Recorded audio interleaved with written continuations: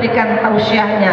Mudah-mudahan apa yang beliau sampaikan meresap dalam hati kita dan kita bisa realisasikan di kehidupan kita sehari-hari insyaallah. Wassalamualaikum warahmatullahi wabarakatuh.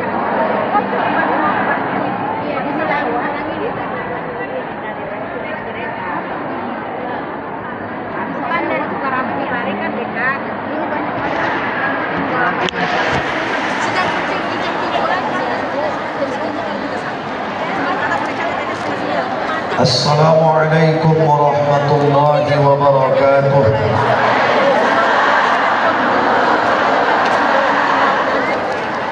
Bismillahirrahmanirrahim. Alhamdulillahi rabbil alamin. Subhanaka la ilma lana illa ma 'allamtana. Innaka antal alimul hakim. Rabbi shrah li sadri wa yassir li amri wahlul 'uqdatam min lisani yafqahu qawli. Allahumma salli wa sallim ala sayyidina Muhammad miftahi bab rahmatillahi 'adada ma fi 'ilmillah. Salatan wa salaman daimain bidawami mulkillah wa ala alihi wa sahbihi ajma'in, amma ba'du. Salam ta'zim dan hormat kita semua kepada Ketua Majelis Ummahatus Salihat beserta seluruh unsur jajaran yang berhadir pada pagi hari yang berbahagia ini. Ibu, orang-orang tua kami yang alhamdulillah izin Allah, walaupun jalan dari Laut Dendang kemarin macet luar biasa, bisa kita sampai kemari. Kalau disusun di masjid ni pas kayak jeruk sembahyang Cina dah tengok. Orange semua ya kan. InsyaAllah yang hadir di sini semua sehat-sehat, sehat afiat, berkah hidup, berkah usia, melimpah ruah rezeki, banyak duit yang halal, cicilan mekar lunas. Ya, banyak nasabah.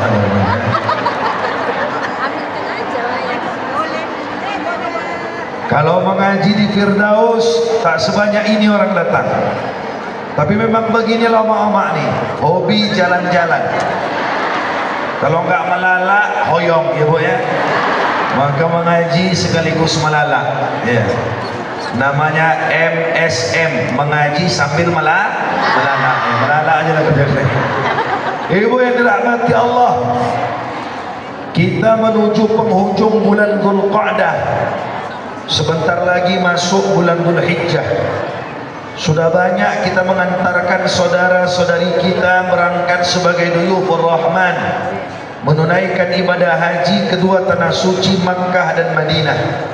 Maka nanti di bulan Dzulhijjah, puncak daripada pelaksanaan haji di tanggal 9, mulailah jemaah haji digiring di satu tempat bernama Arafah. Arafah berakar dari bahasa Arab, berasal dari kata Arafah. Arafah bertemu, Arafah tempat pertemuan. Maka di tanggal 10 Dzulhijjah bagi kita yang tidak menunaikan ibadah haji, disunnah muakkadkan kurban. Kurban asal katanya qaraba, artinya mendekat kepada Allah Subhanahu wa taala dengan mengorbankan sedikit harta, menyembelih hewan kurban guna mencari ridha Allah Subhanahu wa taala. Haji, kurban tak terlepas daripada sosok Nabi yang disebut Ibrahim alaihi salam. Ibu, di dalam Quran ada dua Nabi yang Allah suruh untuk kita mentauladani. Dalam Al-Ahzab 21 Allah jelaskan kita disuruh mentauladani Nabi Muhammad sallallahu alaihi wasallam. Bismillahirrahmanirrahim. Laqad kana lakum fi Rasulillahi uswatun. Pada diri Nabi Muhammad ada suri tauladan yang baik yang patut kita ambil contoh.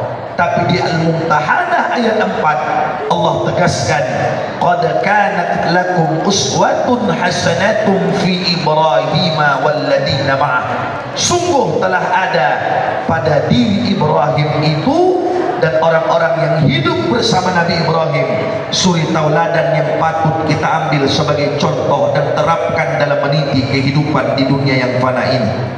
Jadi Nabi Muhammad dicontoh dan kita termasuk Nabi Muhammad disuruh mencontoh Nabi Ibrahim alaihissalam. Bukan hanya Nabi Ibrahimnya, tapi juga orang-orang yang tinggal dan hidup bersama Nabi Ibrahim alaihissalam. Paling tidak ada 4 hal baik yang dicontoh dalam hidup Nabi Ibrahim. Ada berapa, Bu? Ada berapa, Bu? Ada berapa? Kalaulah Tuhan memberi urap, janganlah lupa membeli papan. Kalau ku dengar tadi Bu ku tanya menjawab, nampaknya belum ada yang sarapan. Tadi aku mohon maaf jalan kemari di Laut Dendang tuh banyak tukang lontong, hampir yang singgah jilbab orange semua ku tengok. Ada yang beli goreng, ada yang beli lontong, tapi sengaja tak aku tegur, nanti malu Ibu. Maka ada 4 mohon maaf Ibu yang menjadi pelajaran baik yang harus kita terapkan dari diri Nabi Ibrahim dan keluarganya.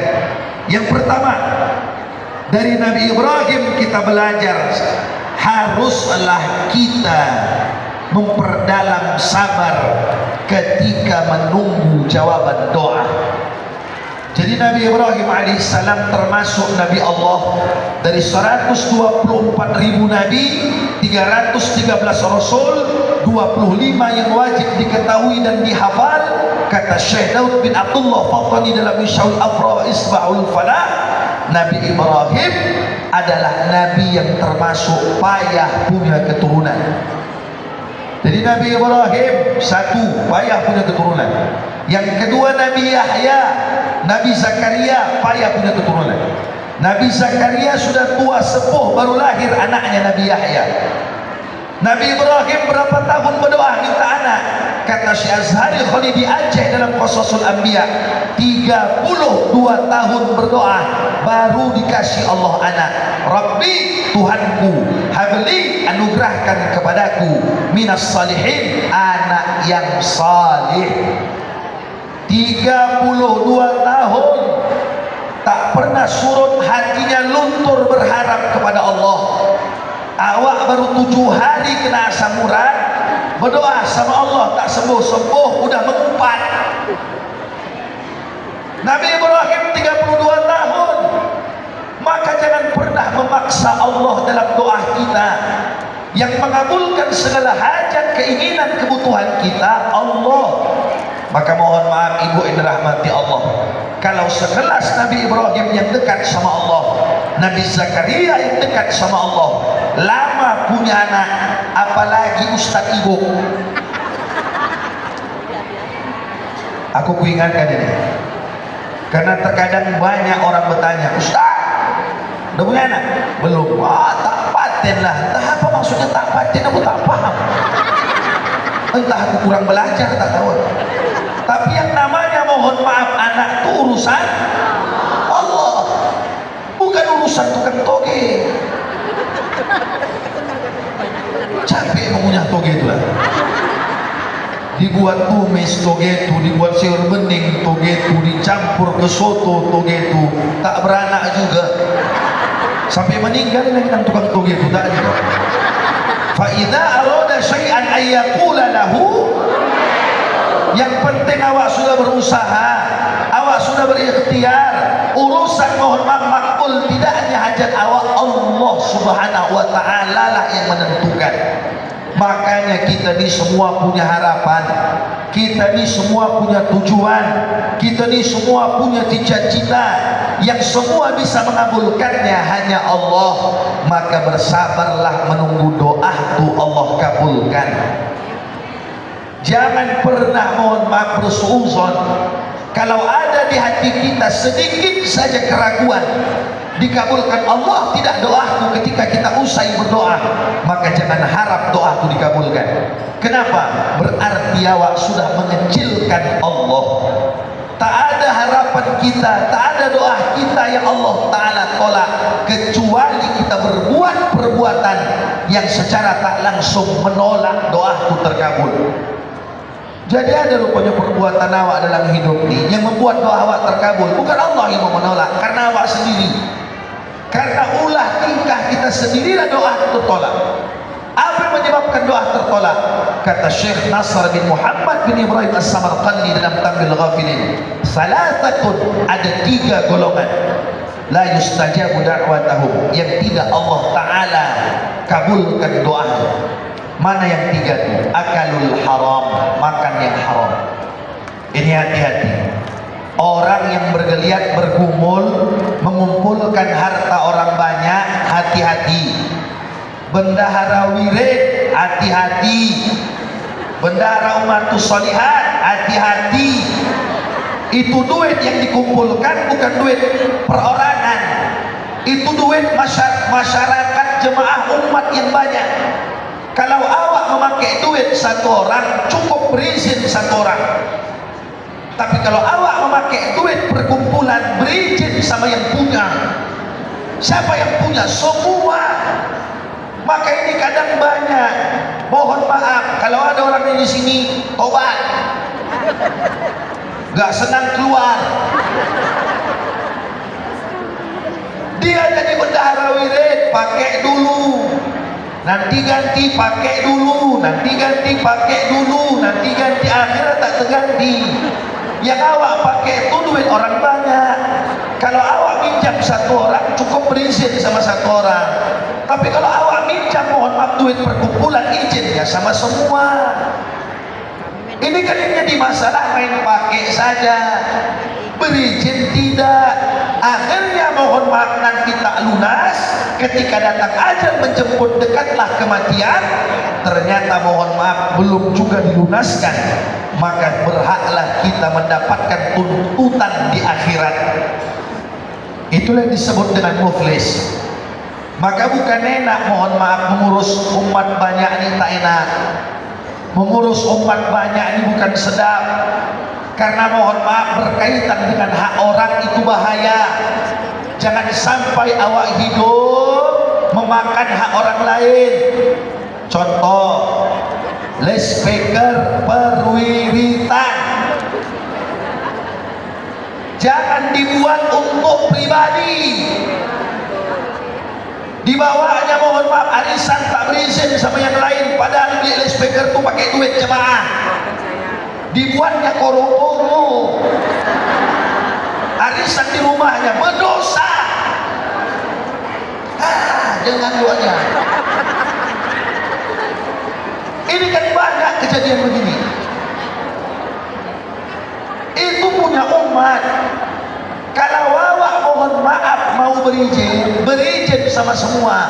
Aku pakai loudspeaker ya untuk perwiritanku, masukkan ke grup. Bukan berizin sama ketua.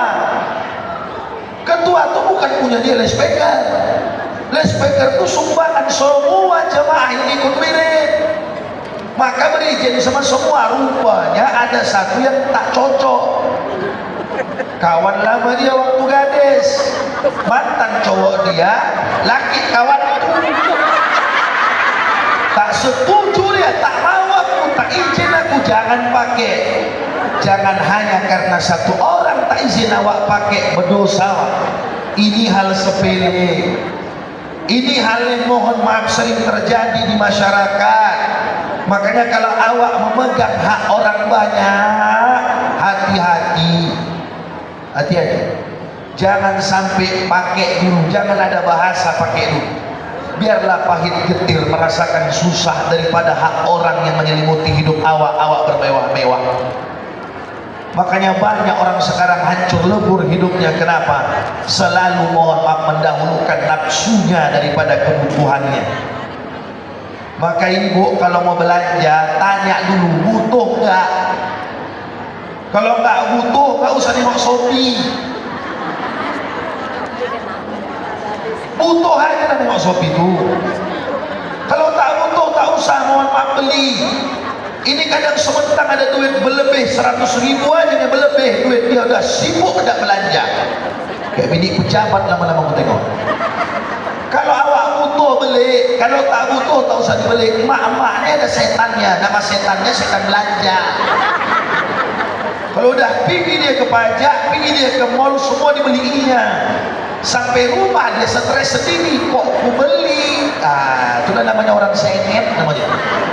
Dia yang membeli, dia yang bertanya. Maka sebelum awak mohon maaf belanja, tanya dulu, butuh tidak? Kalau tak butuh, tak usah syahwat yang dikedepankan. Maka ibu, yang namanya mohon maaf mengelola harta itu baik-baik. Biarlah mohon maaf pahit getir, saya ulang, biar pahit getir hidup ini yang halal itu ditempuh. Dan rezeki halal itu bukan hanya sekedar terhindar dari syubhat dan haram, tapi rezeki yang halal itu tak sampai awak menjemputnya dengan mengorbankan harga diri awak. Maka pesan saya satu, jangan jadi orang penjilat. Jangan mencari rezeki itu hanya karena hasil menjilat. Orang yang punya jabatan, orang yang punya harta akan senang ketika disanjung. Kalau awak mohon maaf melihat dia salah, tetap salah. Jangan pernah mohon maaf awak sanjung dia, membela kesalahannya menjadi kebenaran hanya karena untuk mendapatkan keinginan diri kita yang dihasilkan melalui dia. Hati-hati. Ini kadang banyak di antara kita sama saudara kandung tak cocok, sama-sama tuh umat solihat orang tuh. Satu dari Bandar Kelipah, satu di Bandar Khalifah. Jumpa orang tuh kakak beradik di Masjid Musonib, dijumpa. Tapi memang dia mohon maaf bersalam sama kakaknya, mencium tangan pun tidak. Sehat kau, itu aja. Tapi bini kepala desa ikut mengaji di Matu Solehat ini cukup lah.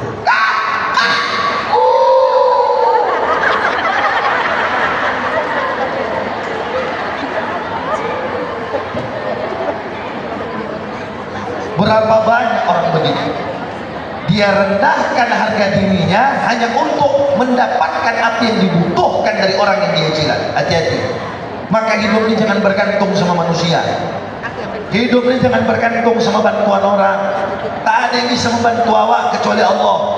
Kalau memang orang-orang hebat di sekeliling awak bisa membantu awak, kenapa ketika awak susah orang lain yang membantu awak? Mohon maaf ya. Tak usah jauh. Bocor ban ibu, kebetulan ibu tuh mohon maaf baru beli Nmax. Melalak orang tuh keperbaungan makan risop, bayangkan itu jauhnya. Keperbaungan itu. Nmax keperbaungan makan risop. Sampai pulang lewat Beringin, Pantai Labu, Muara Ketembung, bocor ban. Pas di tengah sawah, kondisi sore, setengah jam lagi tak masuk maghrib, jalan tuh sunyi. Diteleponlah anak tak mengangkat, ditelepon adik tak mengangkat, ipar tak mengangkat. Teringat dia ada familinya toke udang di Pantai Labu. Diteleponnya toke udang itu 4 kali diteleponnya tak juga mengangkat. Dia berdua udah cemas sama kawannya. Ini sepanjang mata melihat ladang padi. Di mana tempat orang mohon maaf menempel ban. Akhirnya kelang 10 menit ibu itu sudah berusaha menelpon orang-orang dekat dia. Tak ada yang mau menolong. Datanglah anak lajang besarung nak ke masjid. Ibu dari mana? Perbaungan naik. Tadi agak menggatal ibu makan miso. Dari Tombong perbaungan makan miso. Tidak ada tukang miso di Tombong. Perbaungan makan miso. Inilah ibu. Kami tadi 4 kereta nak, kamilah tinggal di belakang, yang 3 lagi main pergi saja. Ditelepon menjerit-jerit tak ada marah orang tuh. Jadi ibu tak menempel ban bu, jauh lah bu tempat tempel ban. Kalau ibu mendorong, mau nanti betis ibu pindah kemari. Mari betis ibu, jauh bu. Jadi kayak mana? Udahlah bu, awak sorongkan ya bu. Tapi nanti kalau maghrib bu, singgah kita dulu ke masjid. Awak mau sholat, didorongkan anakku. Jam 7 malam baru dapatlah tukang tambal ban. Sampai mohon maaf di tukang tambal ban, ibu kasih duit. Nah, uang jajan kau nak ganti minyakmu, ditolaknya. Ibu tak kenal sama dia. Ibu tak tahu dia siapa, ibu tak minta tolong sama dia, dia yang datang menawarkan pertolongan bersama ibu. Ini menandakan yang menggerakkan hati dia Allah. Orang yang banyak mohon maaf ibu telepon tadi, termasuk kawan 3 kereta yang meninggalkan ibu, tak menolong ibu. Udah siap awak ditempel, baru telepon orang itu, di mana kakak?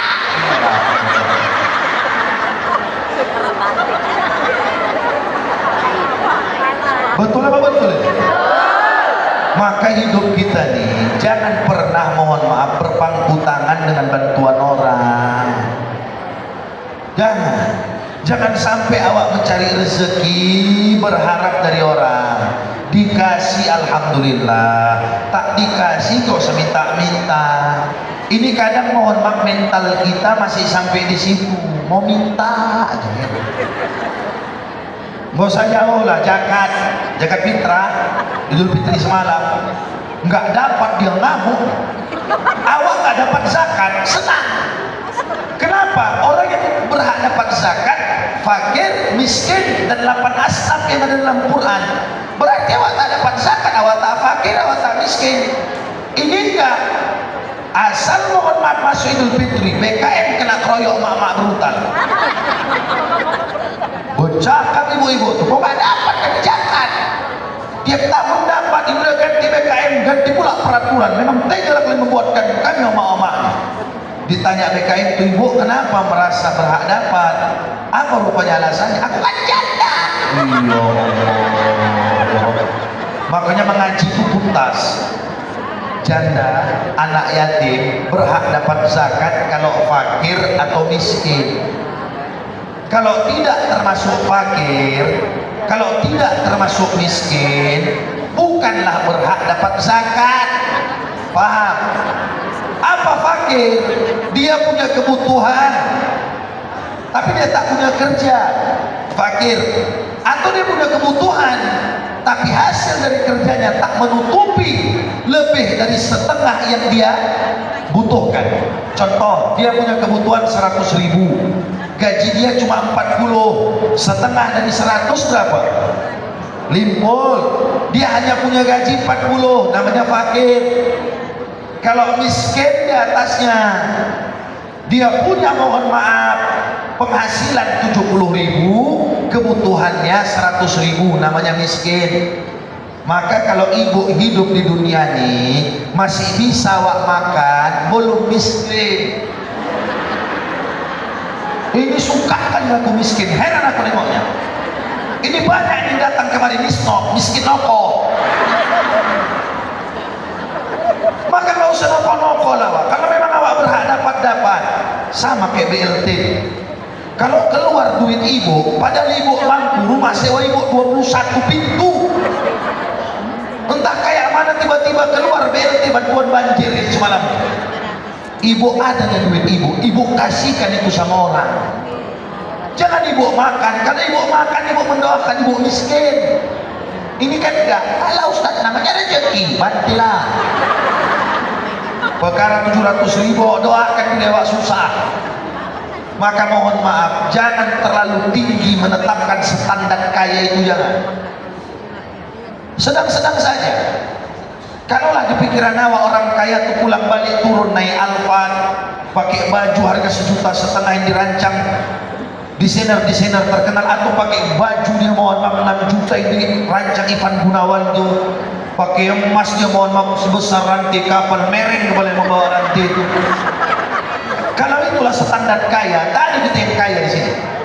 Tapi standar kaya itu sederhana. Awak makan 1 hari 3 kali, tak mengutang, kaya deh. Ibu semalam makan 3 kali, berlebih pun lagi Ustaz ibu. Makan yang 3 kali itu berutang, kaya, udah selesai. Nggak amin, memang kaya, maksudnya amin kan? Menunjukkan jangan terlalu tinggi menetapkan standar senang. Awak bisa makan tak berutang, awak bisa makan tak menyusahkan orang, udah senang awak. Udah kaya awak, udah hebat awak. Makanya jangan sampai, mohon maaf, murwah diri, air muka nih harus dicurahkan dan ditumpahkan hanya karena berharap sesuatu rezeki dari manusia. Nanti yang hilang, mohon maaf, harga diri awak di depan orang. Termasuk kurban. Ini ada yang berkurban tahun ini? Ada ya? Yang berkurban, sebelum berkurban sediakan bumbu. Yang tak berkurban dapat daging baru beli bumbu. Ku ingatkan ya? Ku ingatkan. Yang berkurban silahkan sediakan bumbu sebelum berkurban. Besok kurban, hari ini unggahan, beli bumbu pajak karena jelas dapat daging. Yang belum dapat daging, yang gak berkurban, belum tahu lagi zat dagingku, jangan beli bumbu. Dapat dulu daging baru beli bumbu.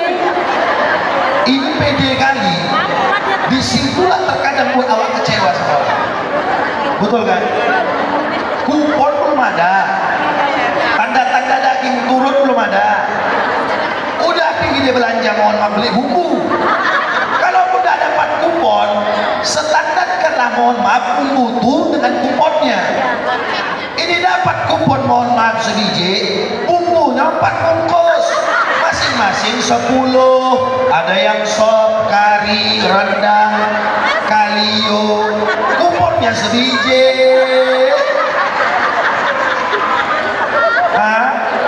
Terakhir bumbu tuh tumis, colek-colek aja bumbu tuh. Makanya gak usah pede kali awak. Dapat dulu daging, baru beli bumbu yang gak berkurban.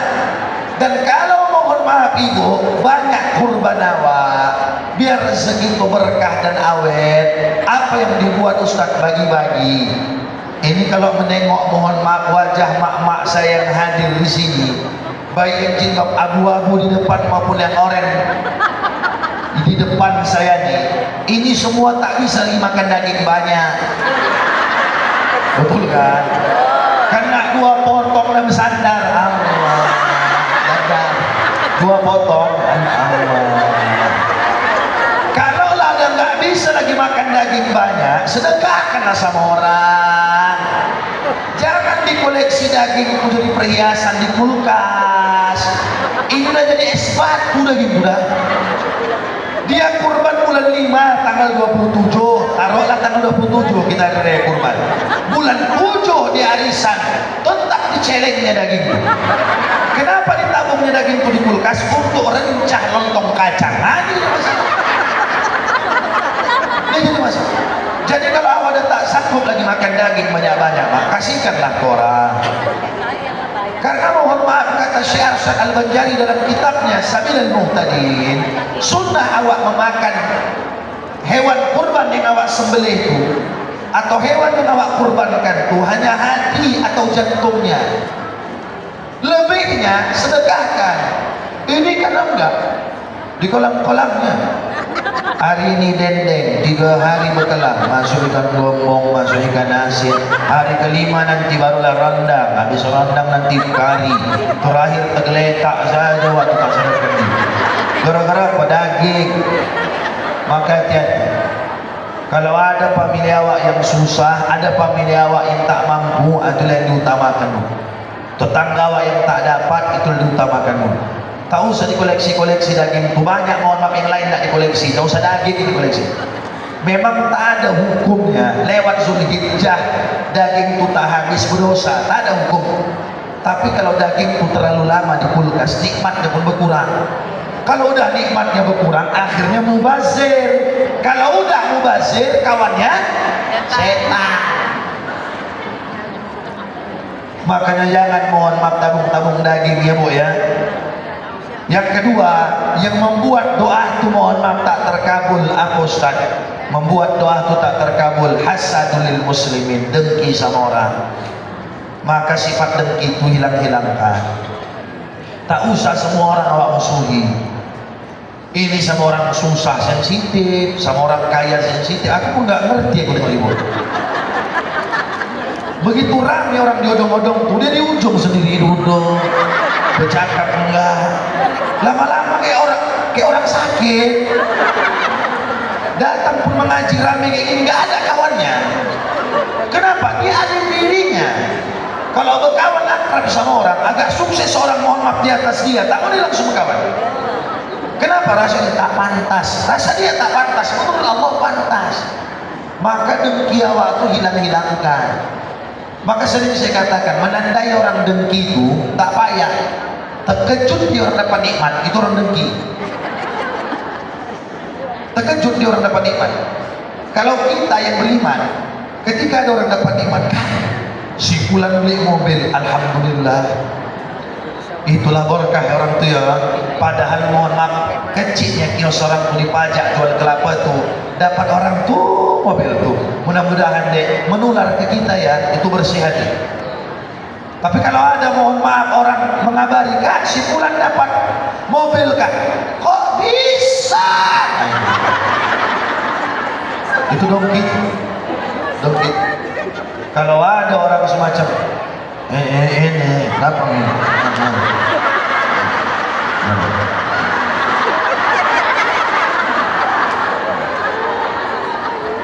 Jadi jangan sampai mohon maaf dengki itu ada di dalam hati sanubari awak walau sebesar biji sawi. Kenapa? Kalau dengki itu ada di hati, terhalang doa terkabul. Yang ketiga, kasarul ghibah, banyak menceritakan orang. Maka bo lancip-lancip mulut tu kurangi bo. Capek kali aku.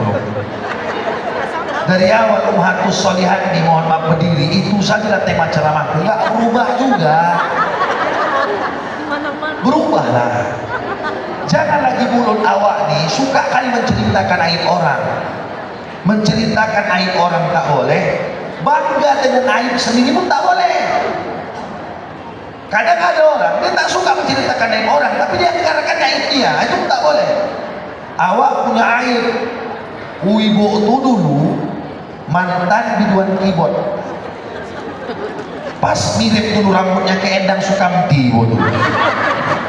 Pakai celana beling-beling, baju ketat, rambut bondol. Antik pas, mohon maaf, kayak toples Hari Raya tuh. Kalau udah ibu tuh tampil di sempan ini, oh setengah panggung itu roboh. Tapi mohon maaf, itu kan dulu. Sekarang kan rambut bondol tuh udah mohon maaf pakai jilbab. Celana ketat tuh udah berganti gamis. Tak usah diceritakan lagi. Ini kadang dia suka menceritakan aibnya, padahal ditutup Allah. Kalian yang berjoget ini kakak tengok, bagus maksud dia menasihati kawan yang udah wirid jangan berjoget-joget, tapi di mukanya aibnya. Kalian yang berjoget-joget nih kakak tengok, gak ada apa-apanya dibanding kakak. Maksudnya kan kakak kalian ini, kalian kan baru tinggal di Sepan ini kan. Kalau orang lama siapa tak tahu, si Yati. Inilah Endang Sukamtinya Sempali biar tahu. Ini mau kemana dia? Hilang ibuku.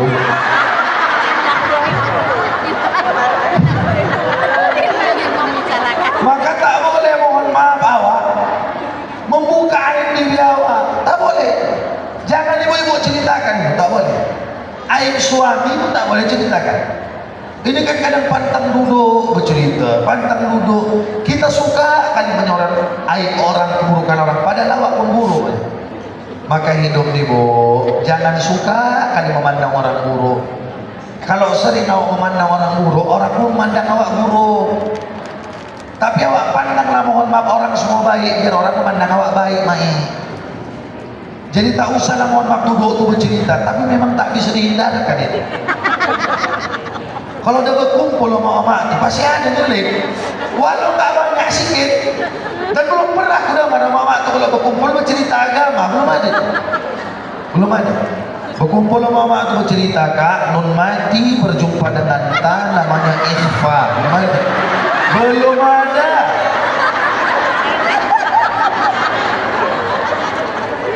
Kalau dia kak mati mohon maaf huruf qalqalah qaftaba jimdal tu di ujung namanya qalqalah kubro, belum ada. menunjukkan mohon maaf, itulah kondisi yang kita hadapi sah. Tapi paling tidak yang biasanya seminggu menggosip kurangi sehari jadi 6 hari. Biasanya 6 hari jadi 5 hari.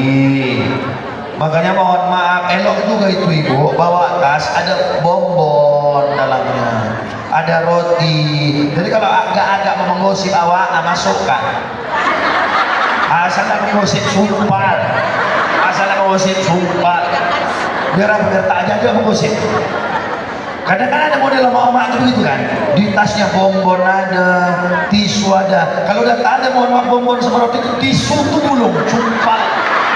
Yang penting tak bercakap awak. Jangan sampai cakap awak membuka aib orang, tertutup doa. Dari Nabi Ibrahim belajar sabar menunggu doa. Yang kedua dari Sarah belajar ikhlas dengan takdir yang Allah Ta'ala berikan. Istri mana yang hendak mohon maaf dimadu kasih?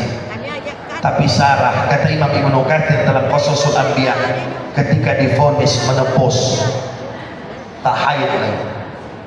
Jadi Sarah itu udah nenek-nenek, barulah dapat Ishak. Tapi karena ikhlasnya, semua keturunannya Nabi, punya laki Nabi Ibrahim, punya anak Nabi Ishak, punya cucu Yakub Nabi juga, punya cicit Nabi juga Yusuf. Ini menunjukkan ikhlas tuh buahnya tak berujung. Jadi kalau awak ikhlas hidup nih tak berujung buahnya, balasannya sampai datang ajal kepada awak, barulah berhenti balasan itu pun dilanjut balasan baiknya ke akhirat. Menunjukkan ibu Sarah nih bukan tak remuk hatinya, kata tabib masaku, kau tak bisa lagi punya anak, dicarikannya bini lagi. Bini mana yang sanggup? Carikan yang lebih muda. Siti Hajar tuh bukan orang sembarangan. Beliau tuh adalah putri Raja Mesir Qibti yang kerajaan ayahnya kalah perang, ditawan jadi budak sahaya, dan dia punya kemampuan. Apa kerjaan Siti Hajar di rumah Siti Sarah? Hairstylist, tukang salon, luruskan rambut, nyisir rambut, itu kerja Siti Hajar. Yang namanya orang peduli dengan kecantikan pasti cantik, walaupun kulitnya hitam cantik. Dicari mohon maaf oleh Siti Sarah, ini bang binimu, kawinilah. Begitulah hebatnya Sarah itu. Ini kisahnya saya baca banyak di banyak buku, banyak kitab, termasuklah Qasasul Anbiya Syazari Khalidi Aceh. Ingat saya ketika kitab itu diberi, saya kalau membaca kitab itu di rumah selalu pakai stabilo. Yang penting-penting saya stabilo biar tanda, atau pakai pensil biar tanda wah. Jadi kalau mau disampaikan pun rujukannya jelas. Jadi yang namanya bini ini kan kepo, kan nggak ada bini yang nggak kepo kan, mau tahu aja urusan lakinya. Aku pun heran aku. Begitu distabilulah kitab tadi, bertanyalah anak ibu di rumah itu, apa itu bang? Aku mau sampaikan, takut dia tersindir. Tapi tadi sampaikan nanti jadi masalah. Jadi aku bilang, deh, kau tak usah perlu tahu. Ini yang ku stabilo nih, ini sensitif. Tak perlu kau tahu. Nanti ku sampaikan ke jemaah, kau tak perlu tahu. Alah pelit kali kalian. Kalian sama orang lain kan sampaikan semua, sama awak rondok-rondok. Ih, mulut perempuan ini lemah itu. Tak usah lah deh. Alah abang memang kayak gitu, ku tunjukkan ini. Tak bisa membacanya karena bahasa Arab. Ku bacakan. Siti Sarah tidak dapat Nabi Ishak karena rela dia menikahkan lakinya sama Siti Hajar. Oh, tutup aja lah buku tuh bang, tak usah baca lagi. Tak ada kayak Sarah tuh. Tapi ikhlas Sarah tuh membuahkan hasil. Dan Sarah sudah nenek-nenek punya anak. Maka saya sampaikan di Medan Estate yang lalu, hati-hati nenek-nenek. Jangan gatal kali nek, walaupun nenek-nenek jangan gatal. Takutku nanti hamil nek, hamil. Satu kampung ribut. Satu kampung ribut. Makanya Siti Sarah itu nenek-nenek walaupun anak. Makanya nenek nanti pulang dari sini, pulang lah nek. Gak usah lasak kali singgah kricis lagi nenek kricis. Sehingga nenek nanti kricis hamil pula selesai nih, selesai. Atau tuh udah lama mati hamil pula. Kerjaan. Iya. Jadi ikhlaslah awak dalam hidup ini, biar buahnya mohon maaf tak putus mata rantai. Belajar dari Hajar. Hajar itu apa? Balik ke Nabi Ibrahim, sabar menunggu doa. Sedangkan Hajar sabar dengan takdir yang Allah berikan. Bukan enak bu melahirkan anak. Ibu sampai sekarang kalau ditanya sakit melahirkan anak yang 4, yang 5, yang 3, yang 8 tuh, itu kan bukan enak, ya kan bu? Walau saya pernah bertanya, mohon maaf sama almarhumah Handong, anak Handong kami 12, 2 meninggal, hidup 10, ternyata 10 itu banyak meninggal, termasuk almarhumah Mama. Dulu pernah saya tanya, Dok, berapa anak Handong? 12. Oh maaf, belum ada. Hebat kali 12 orang, dulu kan banyak anak. Jadi Dok, karena Pak cerita, kami pun dulu mohon maaf dibawa. Dulu kan belum ada rumah sakit besar kan belum ada. Dulu bidan yang terkenal di Lenda Sujono itu Mas Delima, ya kan, komplek TV. Disitulah mohon maaf beranak dulu. Makanya almarhumah ibu itu tanda sama saya, karena kami mohon maaf 4 di situ melahirkan. Tanda. Jadi almarhumah Andong itu kan nggak dukun beranaknya pula dulu. Dulu Lenda Sujono itu ada namanya Andong Joya. Andong Joya ini dukun beranak, tukang antri. Terus, Andong terus tahan, itu Andong Joya. Andong itu dulu mohon maaf membantu almarhumah Andong kan meninggal pun lama Andong tuh 90 tahun lebih. Almarhumah Handong tuh saya sempat jumpa, karena dulu kami terkilir-kilir memang musuh almarhumah Handong tuh baik kalau orang. Itulah yang mohon maaf membantu Handong kami melahirkan. Jadi di mana Dok? Di rumah. Lampunya pakai lampu setir. Sakit yang melahirkan tuh Dok. Ingatku cuma 5 yang sakit. 6 ke 12 sudah enggak lagi. Bodoh apa sih? Karena sore. Buang saja ya. Tahan di sakitnya. Udah langganan. Kalau udah langganan tuh kayak gitu tadi orang. Tapi ibu yang melahirkan 4, yang melahirkan 5. Kalau dia mohon maaf ditanya sekarang masih ada sakit tuh. Ngilu lu bayangkan, ya kan? Kayak mana mohon maaf jarum tuh, kayak mana menahan mohon maaf keluar tuh pembukaan, pakai pembukaan mulai. Bukan undang-undang aja pakai pembukaan. Melahirkan pakai pembukaan 1, pembukaan 2. Nah itu udah pembukaan 6, belum lagi keluar. Belum. Ditengok bidan tuh, belum keluar dari kepalanya, belum lagi pulang lagi membawa perut. Begitulah sakitnya bu yang melahirkanku. Begitu lahir anak, belum siap menyusukannya karena belum genap 2 tahun, disuruh pisah sama laki. Bidik mana yang satu? Dari Palestina Hajar tuh dibawa kemana? Makkah. Biwadin ghairi dzi zar'in. Di sanalah membesarkan Ismail, sebatang kara. Laki pulang lagi ke Palestina, tak lagi jumpa sama anak. Bayangkan itu, ya Allah sakitnya. Disuruh Allah menggarap lahan garapan Makkah, sekarang Makkah. Kalau tak mau Hajar tinggal di situ, tak ada Ka'bah tuh. Makanya awak berangkat haji umroh, awak kenanglah mohon maaf ibunda Hajar, Sayyidatuna Hajar alaihissalam. Sabarnya dia tinggal sendiri di padang pasir yang tandus tak ada kehidupan. Makanya Nabi bisa ibu umroh, bisa ibu haji, karena sabar dia di situ. Kalau sempat dia tak sabar, ditinggalkannya Makkah itu berjalan sendiri ke Palestina, mana ada Ka'bah? Tak ada.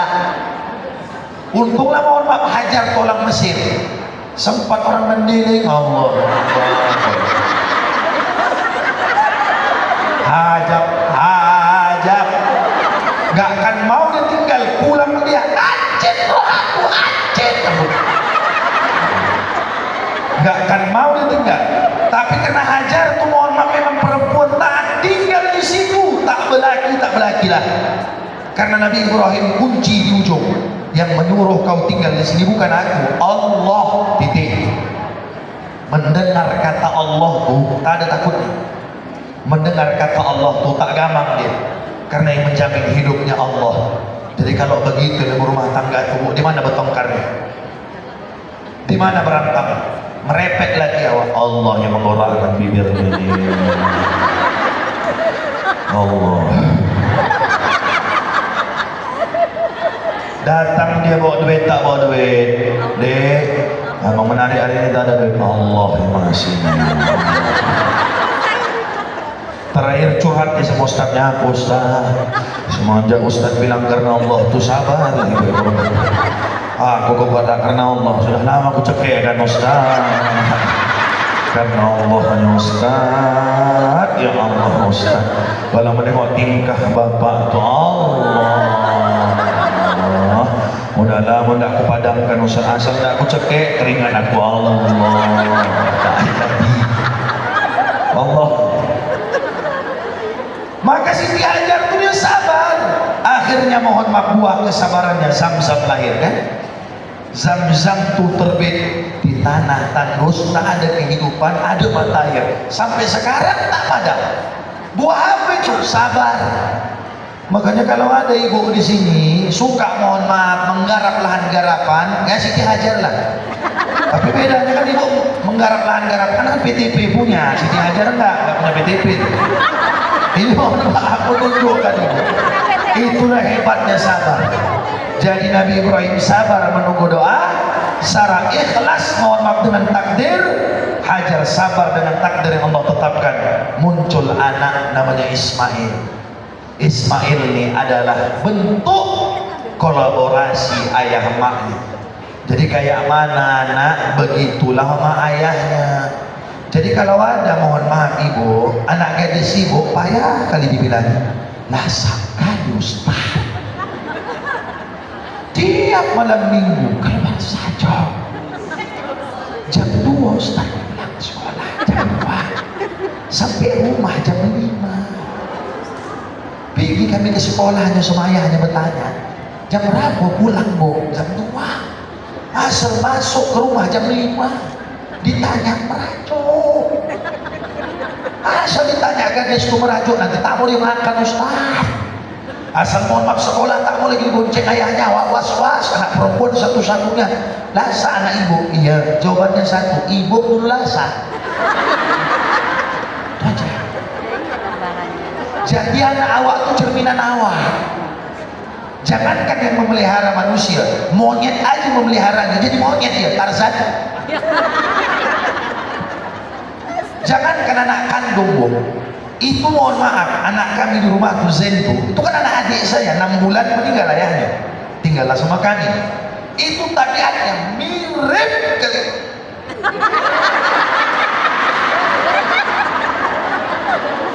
Sebelum meninggal almarhumah Oma, berkunjunglah kami ke Tanjung Pura. Duduklah sama tuan guru. Namanya duduk disambut, makanlah. Begitu makan, tengok anak tadi kok tak ada. Rumah mohon maaf di sana itu kan rumah papan. Jerjaknya pun kan jerjak kayu zaman dulu.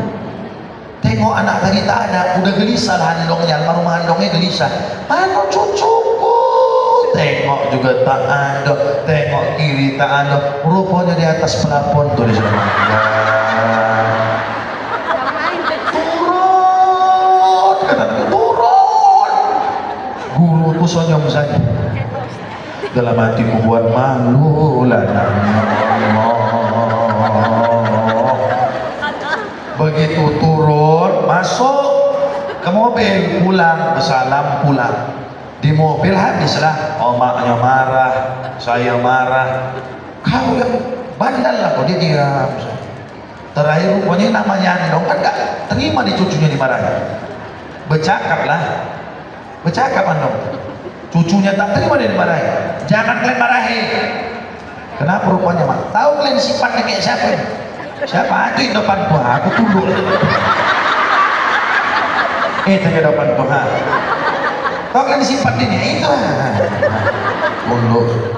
Terakhir begitu dibilang almarhumah mak itu kayak gitu sampai sekarang memang betul lah. Asal menengok dia teringat awak kecil. Ya Allah, Allah. Itu bukan anak kandung ya. Kemanaan? Bisa lah begitu miripnya sama awak. Jadi kalau ada hari di mohon maaf anak ibu agak lain tingkahnya, mungkin ibu pun agak lain. Itu kan sudah. Jadi Nabi Ismail itu ketika Nabi Ibrahim katakan, ya bunaya, wahai anakku, inni arafil manam, menengok ayah dalam mimpi, adbahuka, ayah menyembelih kau, fanzur madza tara, kayak mana menurutmu? Itulah hebatnya Nabi Ibrahim, disuruh menyembelih anak, siapa yang nyuruh? Allah. Tapi tetap ditanya, menurut kau kayak mana Ismail? Kita hidup nih, jangan egois. Anak tuh tak semuanya harus jadi mau ibu. Ini disusunnya anaknya semua harus jadi cita-cita dia. Yang perempuan bidan. Kenapa harus jadi bidan? Aku dulu Ustaz susah. Dari pakan tanah Ustaz merah ini. Berharap aku jadi bidan Ustaz. Ada duit ada. Bekerja mencuci. Sekarang Ustaz dapat duit jadi bidan lah anak. Dia nggak mau. Kenapa dipaksa? Suka kali terkadang kita tidak memberikan kebebasan hak terhadap anak. Kasih kemerdekaan kepada anak itu selama baik. Sedangkan perintah Allah saja Nabi Ibrahim ajak diskusi anaknya, konon lagi awak, apalagi anak ibu udah gadis, anak ibu udah lajang, jangan dikekang ke anak-anak. Makanya dia mengamuk sama ibu, ke anak-anak ibu buat. Sampai sekolah dibedakkan omaknya, ini tebal, ini tipis, ini tak berbedak. Dia malu, menunjukkan mohon maaf lain zaman awak, lain pendidikannya. Jadi zaman kita dulu susah, ya susah awak. Sekarang kalau mohon maaf gak susah lagi, jangan anak disusahkan. Paham? Enggak zamannya lagi bu merendam kaki pakai air biar gak ngantuk belajar. Cukup aku yang merasakannya. Dulu kalau menghafal matang jurmiyah, hadis arba'in, bulughul maram, itu direndam almarhumah omak ke kaki. Jangan kau tidur belum hafal. Begitu dulu, sekarang gak bisa. Zaman udah beda. Sedangkan handphone ibu lebih canggih, cucu ibu lagi memainkannya dari ibu. Ibu cuma bisa untuk foto aja. Itu pun kameranya ke depan. Bingung ibu tuh nak membelakangkan kamera. Bingung. Terakhir cucunya mengajarnya, ini nek pecet, ini nek ha. Cucu belum TK, ini nek berbalik kamera ke nenek.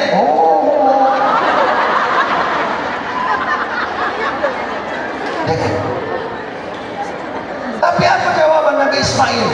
Ya abatif alma tu'mar, ayah buat apa yang disuruh Allah. Satajiduni insyaallah minas sabirin. Kau dapat yang golongan orang yang sabar. Tunjukkan apa? Apa yang dirasakan Nabi Ibrahim bertuhan dengan Allah, maknya Hajar bertuhan dengan Allah. Itu yang mohon maaf kontak ke anaknya. Jadi apapun yang kita buat, anak itu menuai hasil dari perbuatan orang tua. Maka bagaimanapun sifat awak baik buruknya itu tercermin ke anak. Maka ibu, satu pesan kami menyampaikan daripada kitab Iqadul Himam, syarah daripada Al-Hikam Ibn Athaillah Sakandari, Syekh Ahmad bin Muhammad. Ajibah apa beliau katakan, innallaha yuhafizul aulad, sesungguhnya Allah menjaga anak keturunan kita, wa auladil aulad, menjaga seluruh anak-anak kita, bi taatil ajdad, karena ketaatan nenek moyang. Maka taatlah dari sekarang. Ya, taat. Insyaallah ketaatan kita nih merambah ke anak-anak, dijaga Allah orang itu semua jadi anak soleh-solehah. Kemanapun orang itu pergi selamat, rezekinya lancar, dapat pasangan dia yang baik, seluruh keturunan kita jadi orang soleh semua. Ini saja yang dapat saya sampaikan. Mohon maaf atas segala salah dan khilaf kepada Allah berserah diri memohon ampun. Wallahu a'lam bishawab. Assalamualaikum warahmatullahi wabarakatuh.